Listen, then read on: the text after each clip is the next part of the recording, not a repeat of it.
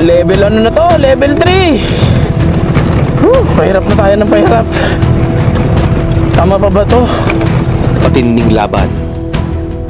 Bago natin narating ang malaparaisong campsite na ito, tago sa sibilisasyon, ngunit may angking gandang ipagmamalaki ng bawat Ilocanong lokal dito.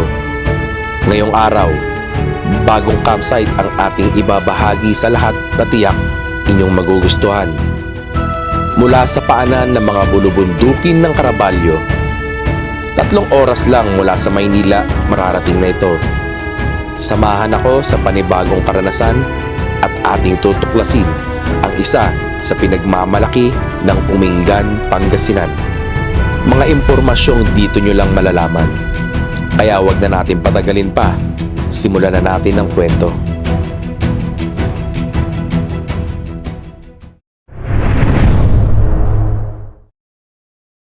So guys, dito na natin sisimulan yung ating content. Nandito tayo ngayon sa Nueva Ecija, to be exact, dito sa may Petron. Ayan. And ito yung dating dinaanan natin nung pumunta tayo sa Rancho de Cabeleo, December 2023. Hindi, 2020. Tama, 2024 pala. So, ang pupuntahan natin ngayon ay sa may Umingan, Pangasinan. And dito kasi yung daanan. Nueva Ecija to Pangasinan Road. Then sundan nyo lang yung way na ipapakita ko sa inyo dahil ito yung daanan na papunta dun sa campsite. Anyway, let's go na. So mula doon sa may Petron, kung saan tayo nanggaling, sa may Cuyapo, Nueva Ecija, magmula doon 30 minutes na lang yung biyahe natin papunta doon sa campsite sa may Umingan, Pangasinan, kung saan tayo magka-camp. So dito tayo kakanan sa may Cuyapo, Talagtag Road. Malapit na tayo. Yun yung palatandaan natin, Jonathan's Restaurant. Okay. So ito yung daanan sa ito yung Cuyapo, Talagtag Road. Then may karatula naman dito, Sirmata, this way. Okay. So yung karatula na Sirmata, yun yung susundan natin. Then pagliko natin sa kanan, maganda naman yung kalsada eh. Meron pa naman tayong ibang pwedeng daanan. Dito natin pinili sa may backdoor. Gawa ng ito yung hindi madalas dinadaanan ng mga tao papunta doon sa campsite. So para may idea yung iba sa inyo kung gusto niyo na dito dumaan sa may backdoor, mas malapit, ito pinapakita ko na yung mga dadaanan natin at saka yung mga maaari ninyong makita. Barangay San Juan, Cuyapo, Nueva Ecija. So ito na pala, Barangay San Juan, Cuyapo, Nueva Ecija. Parte pa rin pala tayo ng Nueva Ecija. Guys farm na farm siya talaga. Lahat ng natatanong mo dito, hindi ko pag-aari. Ganda dito guys, oh. Tamo. Ay, may kalabaw dun, oh. Hi! Iligo sila. Ano siya, mini lake. Mini na lake talaga to. Ganda, oh. Naliligo yung water buffalo or kalabaw. Lakas ng hangin dito. Lakas ng hangin guys. Cute. Bakpak na ulit tayo.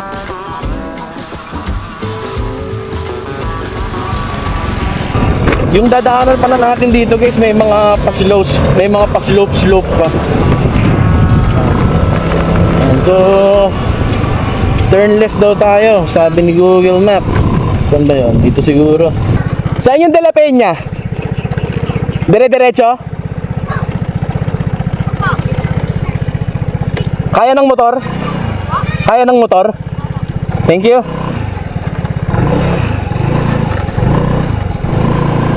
So, na-curious kasi ako eh. So, dito pala daanan dire-diretso. Ang liit kasi ng daanan eh. Ay, backdoor talaga guys. Ito na ang pagsubok natin. Ang liit ng daanan. Parang hindi uubra dito kung ano ka. Kung nakasasakyan ka, kotse. Pang motor lang talaga to guys. So, doon sa mga Uy, rough road na. Ito na nga ba sinasabi ko? Ay hindi, dito lang. Ay nako, maliit yung daanan doon, pero dito kaya na ng sasakyan. Kahit sedan kaya na to, itong rough road na to. Pero doon sa ating kanina, hindi na saglit, kung malaking sasakyan ka, hindi ubra. Siguro sedan, pero masikip na yon. Pero hindi ko na ina-advise siguro. Kung kayo ay naka 4 wheels, I suggest doon kayo dumaan sa hindi backdoor. Pero kung adventurous ka at naka-motor, dito tayo sa backdoor dumaan. Ayan, rough road na dito guys. Pero ito yung klase ng rough road na carry naman. Lupa na matigas lang naman ito. Ayan oh. Carry na to. Hindi naman mabigat, hindi naman terrible yung pagiging rough road niya. Mas matindi pa rough road nung tayo sa may Rancho de Cabeleo.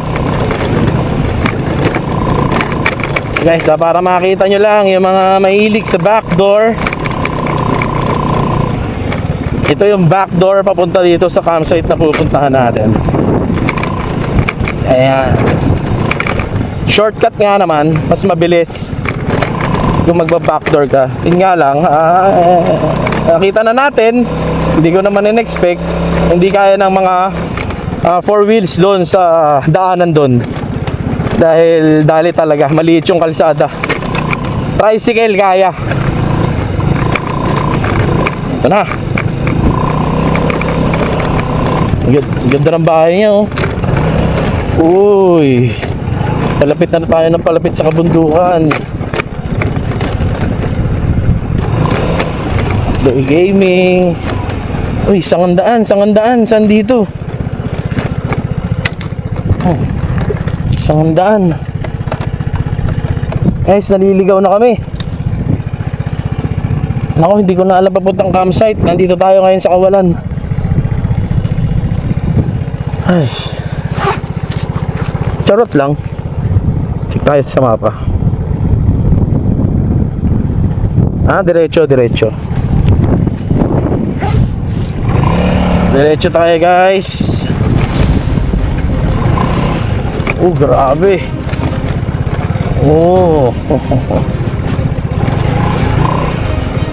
Ito medyo pagsubok na dito sa part na to. Medyo pagsubok na dito dahil hindi na pantay ang lupa. So may part na mabako-bako na. Ay nako, Kuya Jerks, ba't ka dito dumaan sa backdoor? Oh, my goodness, wag sanang may maputik. Ang bigat ng dala natin. Shortcut pa more. Hindi pala ganun kadali sumabak sa off-road kapag may angkas at daladalang mabigat. Pakiramdam ko, sasabog ang gulong natin. Pero kinaya naman, puso lang. Grabe, liblib na ito. My God, wala na tayo makita dito kahit ano. Ang liit, hindi nga talaga uubra dito ang 4 wheels. Grabe. Wala ka na makita dito kahit sa bahayan man lang eh. Makatakot dito pag dumaan ka dito ng gabi.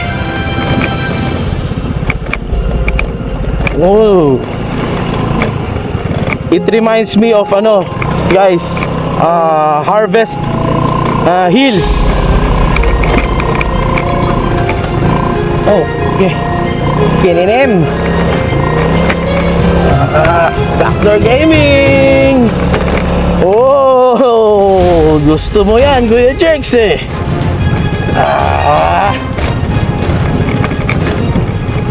Oh my God. Level na to? Level 3. Pahirap na tayo ng pahirap. Tama pa ba to? Ang bigat ng dala ko. Sabi ko kanina walang dadaan ng rough road. Ito bato-bato na guys. Meron palang dadaanan. I'm so sorry. ako wala.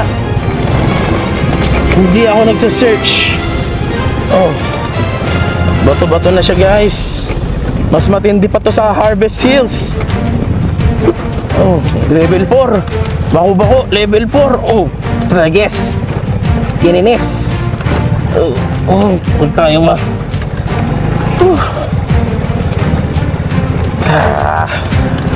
pagpa-uwi, hindi na tayo backdoor. Okay na yung medyo malayo, basta maayos lang yung daanan. Grabe siya, guys. Flat na yata ako, guys. Ang bigat ng dala ko eh.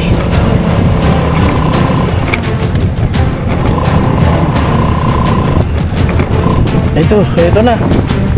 De La Peña Farm. Talaga. Ininis. Talo, laki na bato. Ano mo? Ito na. Welcome, De La Peña Farm Adventure and Spring Resort. Alright, ito na. Ginawa na nila ng kalsada. Buti naman. Kaya na to.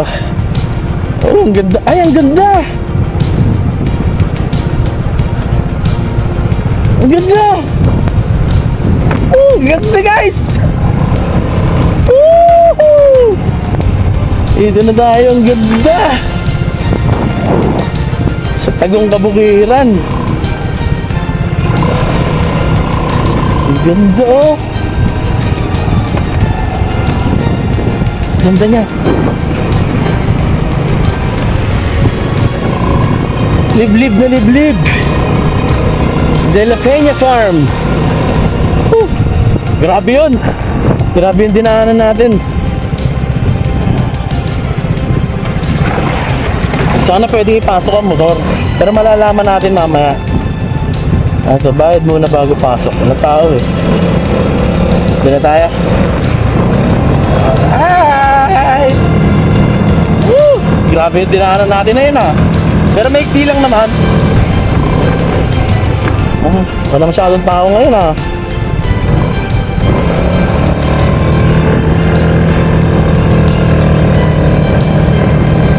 Dahil bulaklak oh. Ang ganda ng bulaklak nila, guys.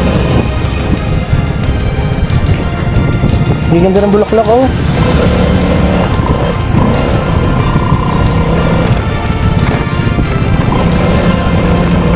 At ayun na nga, sa tinagal lang biyahe, sa isang paraiso pa rin ang bagsak natin. Ang ganda dito.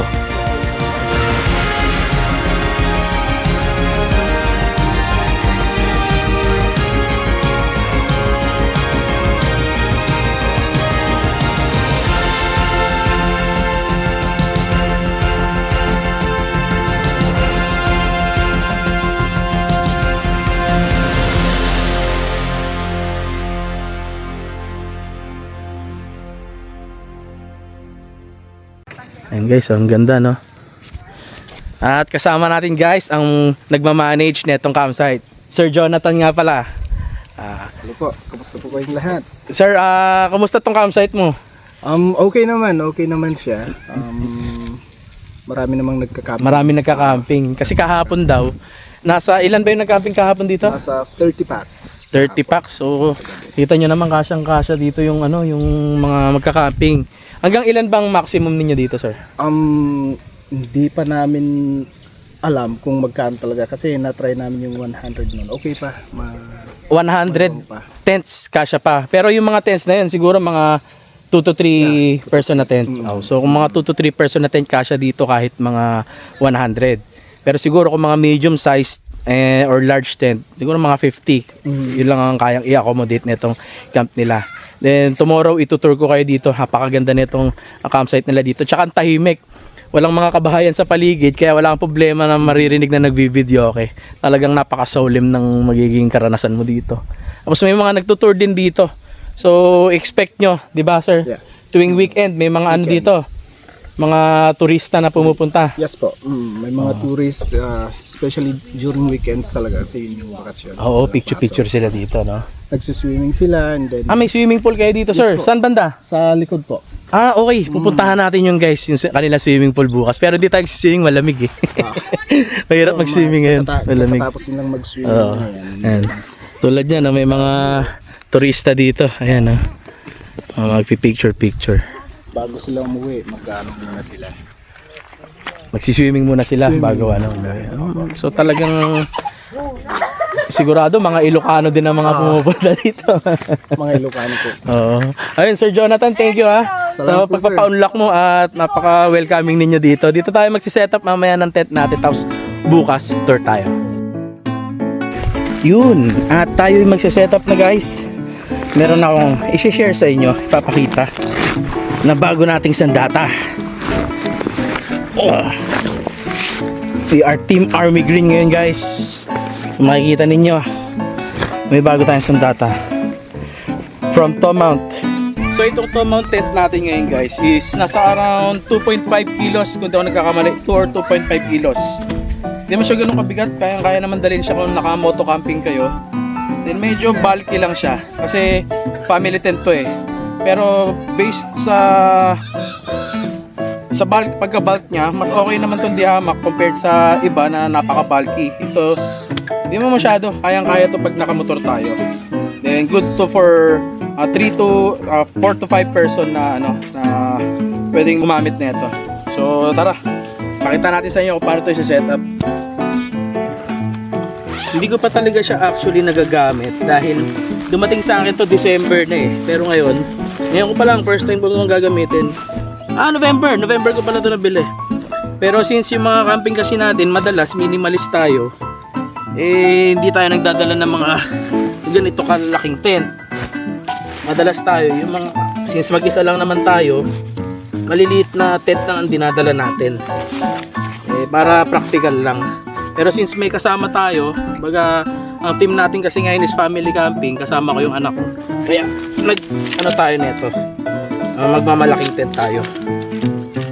At may mga pegs din siya guys. Ito yung mga pegs niya, mga kulay gold. Makikita ninyo. Okay naman yung quality niya, matigas-tigas naman to. Sana malambot lang yung lupa, kasi kung matigas yung lupa wala tayong martilyo. Then ito yung kanyang mga poles na i-assemble natin. Ito kasi, ayan bagong-bago pa, hindi pa talaga ito nagagamit. Skeletal form siya eh. Baga nasa labas yung pole niya, tapos i-clip-clip na lang natin yung tent para mas mabilis. Ito yung mga poles niya. Sana lang. Ganon. Nag-e-eval yung anak ko. So ayusin na natin itong kanyang pole. Paano ba ito? First time ko talagang gagamitin ito guys. Kaya ngangapa tayo dito. Wala tayong idea. Ayan. Hindi natin kadalasan ginagawa sa content natin yung pagsisetup. Pero since bago kasi gusto ko lang ipakita sa inyo kung paano siya ginagawa. Pero sa mga susunod natin, gagamitan na natin to ng magic para mabilis na ang lahat. So ganito lang siya. Parang H. Ayan o. So after natin isinet up yung yung pole, ito itsura niya. Ilalatag nyo lang muna yung tent dito. Mamaya na tayo maglalagay ng ground sheet siguro. Kalimutan ko eh. Ayan. So ilalatag lang natin siya. Then ipapatong natin yung pole dito. Isusuksok natin dito sa mga bilog. Then tatayo na siya ng kusa. Makikita nyo yan mamaya. Ganito siya. Kasi yung side, yung mga side natin, ito yan. Tapos yung front, ito. Saksak mo dyan.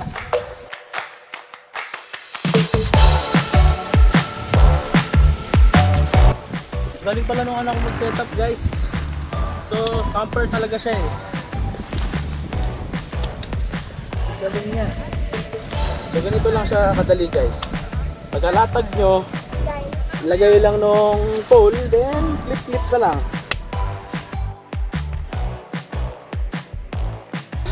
Kakapagod mag-setup.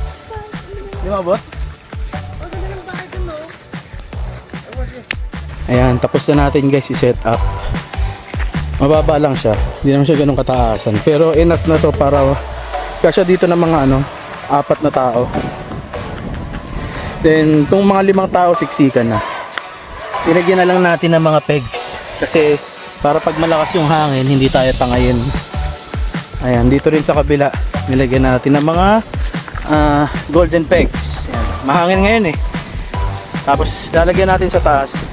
Tataas natin tong awning. Hindi kasama tong pole. Meron akong dalang pole na 3 lang siguro ang gagamitin ko para para hindi masyadong mataas na ganun. Para lang meron tayong awning dito. Ang maganda sa tent na to, kung mainit ang panahon, buksan nyo lang to, nandito yung ventilation niya. Ayan o. So may ventilation din kayo sa taas. Pero malamig kasi mamaya, kaya sasara na pa rin natin yan. Itayo lang natin tong awning. Then ayos na siya. Ganda ng sunset guys. Eto, tapos na tayo mag setup. Ganda oh. Tapos na tayo mag setup guys. Kompleto na. Ayan ating higaan, nailagay na natin na mesa. Ang ganda. Ang ganda.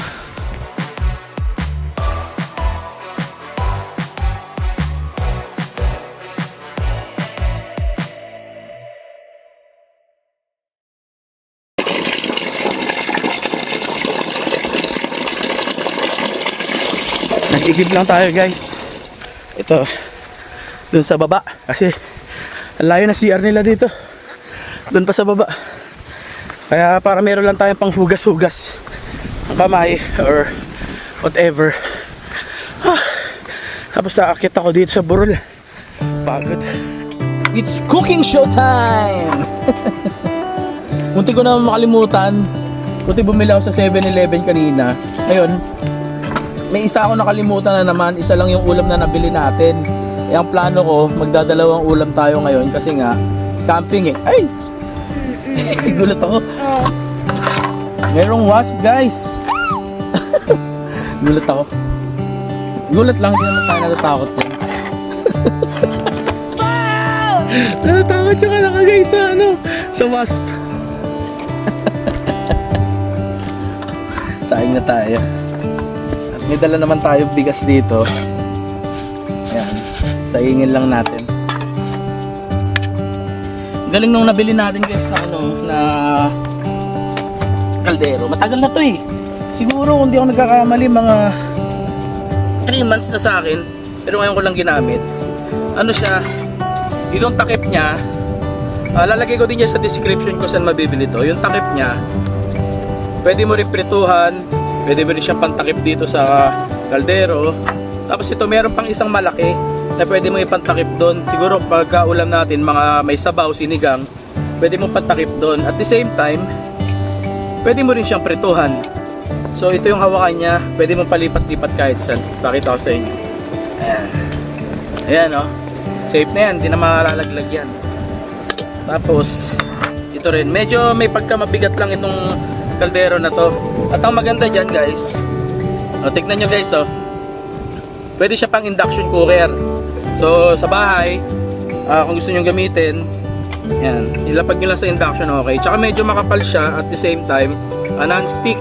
So kung magpiprito kayo dito, make sure lang yung gagamitin yung panghalo either yung silicone or yung kahoy para hindi magasgasan kasi nga non-stick siya eh. Hindi ko alam kung anong quality ng non-stick to, kung tatagal, kung magiging okay ba o madaling matuklap, pero malalaman natin yan in time. So sa ngayon, tayo ay sasaing na. Buksan na natin ng butane.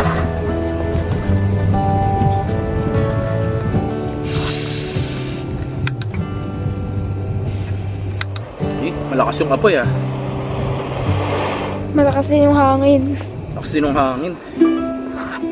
Okay na yan, saing na tayo. Sa camping, di naman kailangan magastos. Simpleng ulam lang sapat na. Mahalaga, kasama mo ang pamilya mo habang kumukonekta tayo sa natural na biyaya ng mundo. Walang pagkaing masasayang kung ang ihahanda natin ay sapat lang. Ayun na tayo guys. At simple lang naman ang ulam natin ngayon. Hindi naman tayo mag-arbo mag-ulam dahil as much as possible. Ayaw natin na may nasasayang dahil syempre dadalawa lang kami. Kung magluluto nga naman tayo at kung marami nga naman tayong ulam dito, hindi naman natin mauubos, eh wala rin, sayang, masasayang lang. Kaya kumbaga magluto or bumili ng pagkain na kaya lang nating ubusin. Yan. Ang ating pagkain ngayon ay specialty ng mga Ilocano. Ito ay dinakdakan. Dinakdakang Ilocano.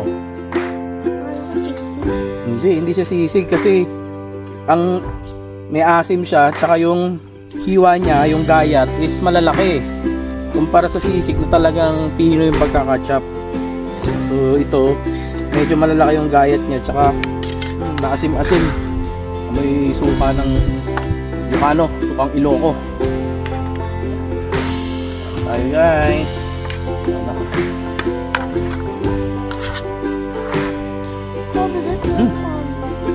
Ha?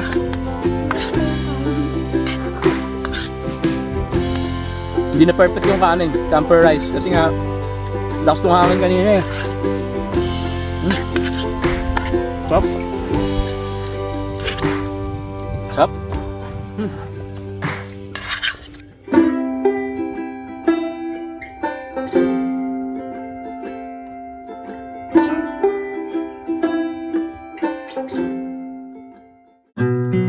Kasama pala sa babayaran nyo dito ang access sa bonfire.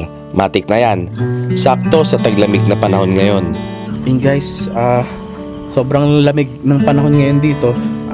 Tayo ay nagpapainit lang dito sa tapat ng bonfire. Grabe, sobrang lamig.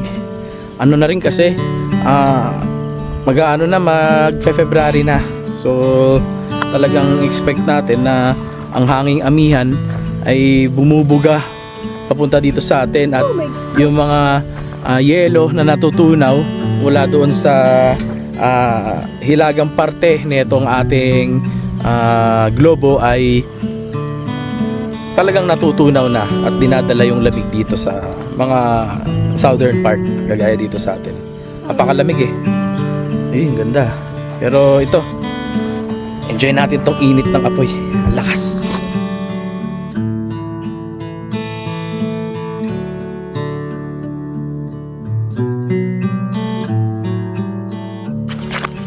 Tingnan natin saglit to guys. Maganda. Kahit ako sa inyo. Ganito yung tsura niya kapag gabi. Yung kanilang tower dito na aesthetic. Na isa rin naman gusto ng mga namamasyal dito, mga turista na pumupunta dito. And parang Eiffel Tower yata yun. Ayun, anak ko nandyan nag-enjoy siya. Tapos may mga A-house sila dun, 3. Air condition dyan. Bukas tignan natin. Ganda. So kung pupunta ka dito, huwag mong palalagpasin, magpa-picture dito kasi alam mo naman, ano to isa to sa mga pakulo ng camp para sa mga syempre madalas pumupunta dito, puro kabataan. So mga nagka-camp dito, mga kabataan, magbabarkada, kaya isa ito sa mga gusto nila na pinipicturan, selfie, ganyan, grupo-grupo yan. Ayun, ganda no?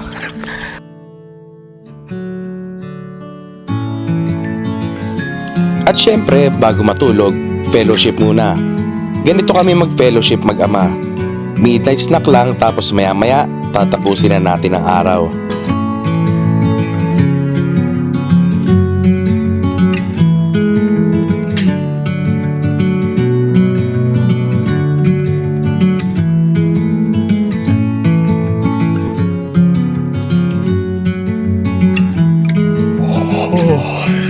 Morning good guys mula dito sa Umingan, Pangasinan. At napakalamig. Buong magdamag ang ginaw-ginaw. At medyo ano naman na ngayon, medyo pawala na yung lamig. Ayan. Napakalamig talaga. Tapos hindi tayo masyado nakatulog. Every 5 minutes pagising-gising tayo. Dahil nga sa klima. Then malakas ang signal dito guys kasi kagabi nakapag Netflix pa kami nung ano ko. Ayun. So samahan nyo kami. Ikot tayo dito sa labas. Picture lang kami. Tapos tamang sightseeing. Then, isama ko na rin yung tour natin para makita ninyo yung ganda ng buong lugar. Ayan, maliwanag na guys. At okay na para umikot-ikot. And as per weather forecast, maganda naman ang panahon ngayon. Kaya tara, labas tayo. Hey, do you remember 20-something years ago? Those cold nights in December and the sound of the falling snow. The fireplace warming us, the VHS movie box, your old broke down touring bus, and not a single cloud in the sky. If I could go back in time, I'd pack my bags right now. If I could play back, rewind, I wouldn't think twice. A pair of jeans and a dusty shirt, we didn't have a dime. No, you and me were poor as dirt, all we had was time.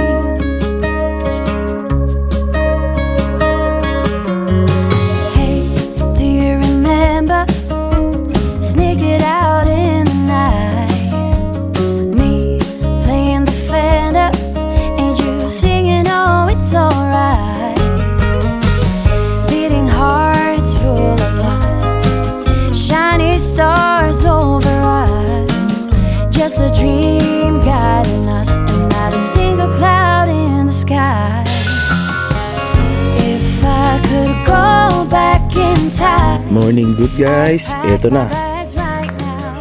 Dito tayo sa view deck. Pakita ko sa inyo kanilang view deck. Ito sa ginawa nilang parang bangka na merong flag ng One Piece. Hindi ako nagkakamali. Hindi ako nanonood kasi One Piece eh. Ayan, may flag sila. Ganda dito guys oh. Mula dito guys, tanaw natin yung mga kabundukan ng Caraballo Mountains. Ayan. Caraballo Mountain Range yan. Maliko in short. Ayan. Ito yung pinaka view deck natin dito. Tanaw mo yung mga flowers nila dito sa baba. Mamaya check natin isa-isa yung flowers na yan. Mga bougainvillea ata yan eh. Ewan ko lang kung ano yung iba. More on bougainvillea. Ganda dito. Napaka peaceful lang. Wala pang tao kasi maaga pa. Ayan, tapos yung view natin dito sa tapat ng kung saan tayo nag-pitch ng tent. Eh ito. Tignan nyo. May bahay dun oh. Isang malaking bahay. Kung di ako nagkakamali, nadaanan ata natin to kahapon. Ayan, tapos mayroon pala dito din kubo. Ayan. And mayroon mga baka. Medyo kalmado na. Wala nang masyadong malakas na hangin. Malalaman natin malakas hangin pag umiikot yan eh. Ayan, pwede ka mag-selfie dito. Ayan. And mula dito pala guys, papakita ko sa inyo. Sa Rancho de Cabeleo, tanaw natin yung Mount Bangkay, di ba? Nandito naman tayo sa likod ng Mount Bangkay. Ayan, yun yung Mount Bangkay. Tapos yung nandun, Mount Balungaw yan. Mount Balungaw. Ayan. Sa parte, makikita mo yan pag nasa Rosales, Pangasinan ka. Ganito, yung mga kabayanan ng Tayog dito sa ibaba. Kabayanan ng Tayog. And I think Natividad din. Natividad, Pangasinan. Kung gusto nyo lang magtotropa na pumunta dito, mga magbabarkada. Usually magbabarkada kasi ang namamasyal dito for sightseeing, picture taking. Then may mga nagka-camp din. Ito, may ginawa sila dito na isa sa mga palamuti nila. Ito oh. Heart. Mamaya magpi-picture kami dyan ng anak ko. Tulog pa kasi. At ewan ko, malamig ang panahon, sarap matulog. Kaya tayo, gising naman na. Ikot na rin tayo dito lang sa party na to. Maliit lang naman, kayang-kaya naman ikutin to sa loob ng 20 minutes. Ayan, gusto nyo maupo-upo dito, tambay-tambay, meron naman silang pwedeng tambayan. Yung kanilang bonfire area, dalawa. Isa dito, and yung kagabi kung saan tayo nag-bonfire. Tulad yan, maraming pwedeng tambayan dito. Kung di ako nagkakamali, pwede ka rin mag-picnic dito. Magdala ka lang ng mga pagkain mo. Kasi wala silang sa ngayon wala silang tindang mga pagkain. Pero ang sabi sa akin ni Kuya Jonathan, magkakaroon din daw sila ng parang mga pwedeng bilihan ng mga makakain dito by, kung di ako nagkakamali, by April magiging okay na. Yung pakulo nila dito, ayan o. Pwede ka nga naman mag picture dito. And background mo, yung Caraballo Mountain Range. Tapos dito sumisikat yung araw, east side. Then yung lumulubog doon sa harap natin, sa banda doon, yun yung west side. Kung gusto nyo naman mag ano dito, mag A-house, air conditioned naman siya, inquire lang kayo sa kanilang Facebook page. Tulad ng sinabi ko dati kasi, ang rates naman nag-iiba-iba yan. Depende sa panahon. Kasi habang tumatagal, minsan tumataas yung rates eh. Kaya hindi ko masabi kung ano talaga yung pwedeng maging presyo ng mga accommodations nila dito. And dun sa camping, pwedeng magbago yan. Depende sa kanila, sa may-ari. Then, mas maganda kung sa Facebook page na kayo nila na mag-i-inquire kung magkano yung magiging rates nila. May mga ATV din sila dito. Pero as of now, hindi na ito pinapagamit. Hindi yata gumagana. So, it is more on display na lang. Ayan, yung karatola nila. De La Peña Farm.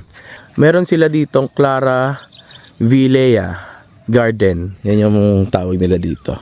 So, mag-picture. Ayan, punta lang kayo dyan. Paalala po, pinaghihirapan at inaalagaan po ang mga halaman dito. Huwag pong pumutol o magnakaw ng cuttings.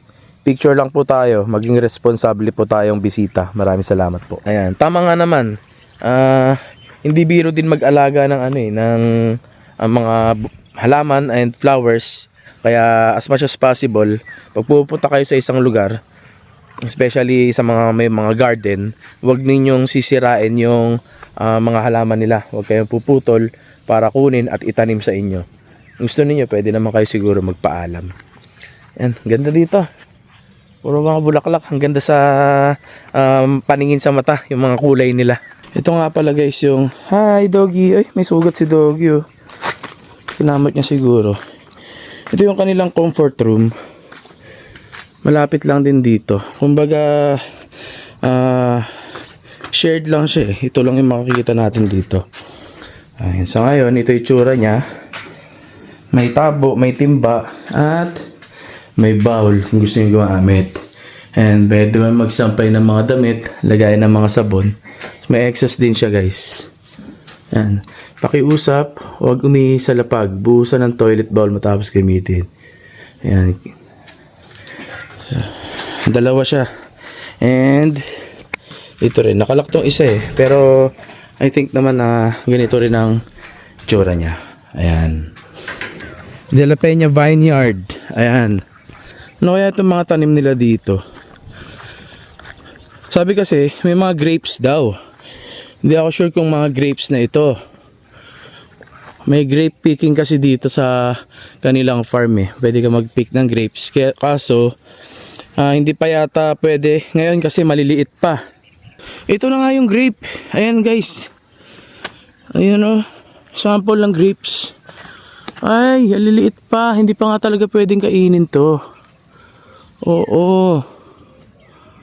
Oo, mga grapes nga. Ang dami oh. Anong buwan ba? May idea ba kayo guys kung anong buwan pwedeng tagbunga or pwede nang i-pick ang mga grapes? Paki-comment naman dyan. Baka may idea kayo.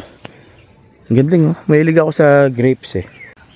Ayun. Pitasin lamang po ang ubas na plano mong bayaran. Ayun. So kung ano lang yung pwede yung gusto mong kainin na ubas, yun ang pwede mong pitasin dito. Ito guys yung i-open nila na resto. So sa ngayon hindi pa siya open. Close pa. Ganda rin ang view dyan no. So sa ngayon hindi siya pwede. Pero soon, yun ang sabi sa akin ni Sir Jonathan eh. I-open ito soon. Mga, hindi ako nagkakamali, mga by second quarter of the year, i-open na uli nila yan at magkakaroon sila ng mga tinda. Ganun yung pagkakasabi sa akin.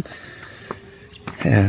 Kung magkakamping kayo dito, dali nyo na lahat. dahil malayo palabas. Kung gusto nyo bumili ng mga uulamin, mga merienda nyo, ipasok nyo na agad kasi mahirap lumabas. Kasi paglabas natin dyan sa may mga sementadong pinasemento nilang lugar, rough road na. Kaya as much as possible, everything you need is dala na ninyo pag magka-camp kayo dito.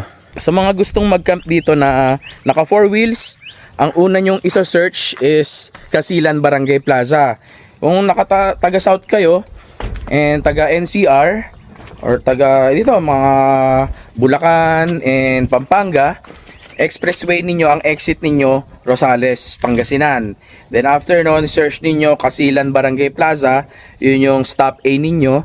Then yung stop B, ito ng De La Peña Farm. Kasi nga naman, pag sinunod nyo si Google Map, isa lang ang sigurado dyan, patadaanin kayo dun sa dinaanan natin na napanood nyo kanina.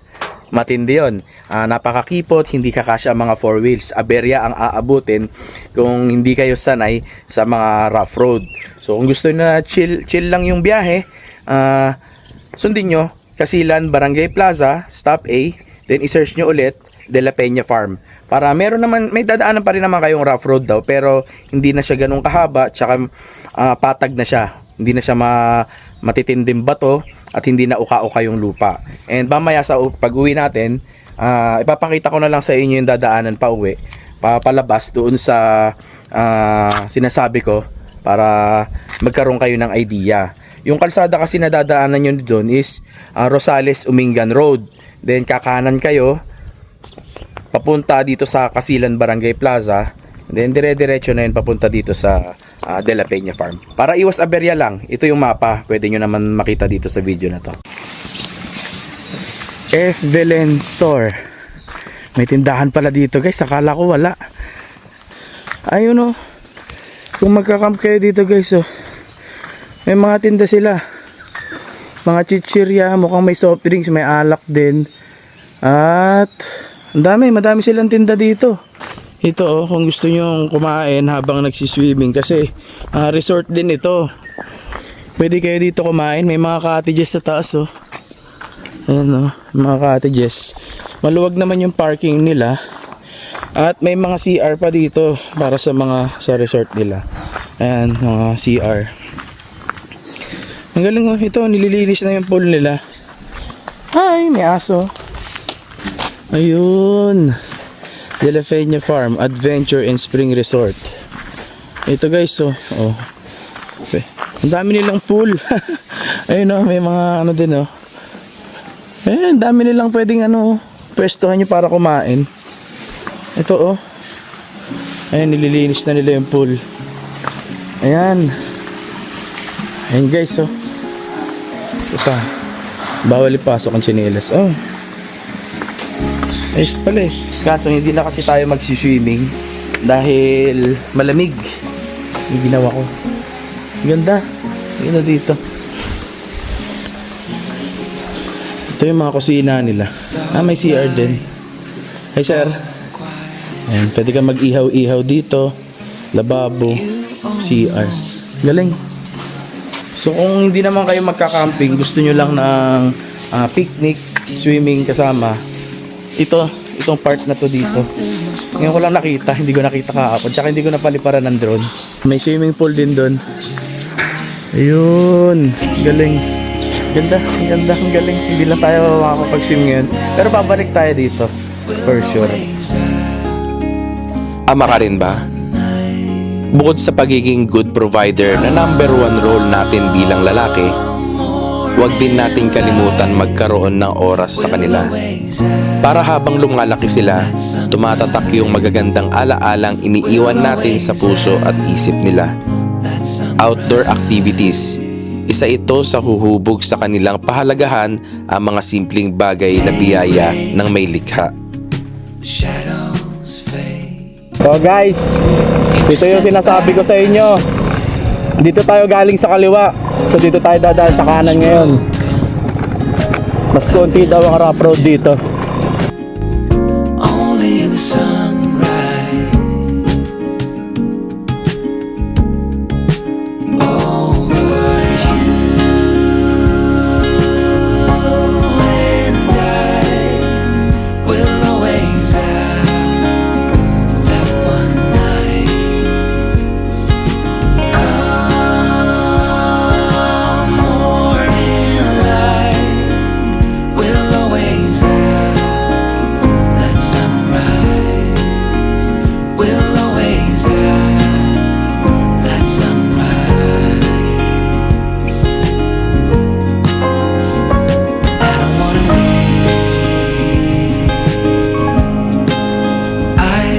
Ay, ito, kalsada na. Mas maiksi lang yung rough road dito talaga. Ayan. Kalsada na. So, ayan guys. Hindi na tayo magtatagal. Dito ko na tatapusin. Dire-diretso na lang ito. Sundin na lang natin yung mapa. Pagka na-check nyo sa Google, yun na yung rough road. Mas maiksi dito. At kayang-kaya na ng sasakyan pag dito tayo dumaan. Compared doon sa kahapon, dinaanan natin papunta. So dito na natin tatapusin itong ating video. Kita-kita tayo sa susunod nating biyahe. That's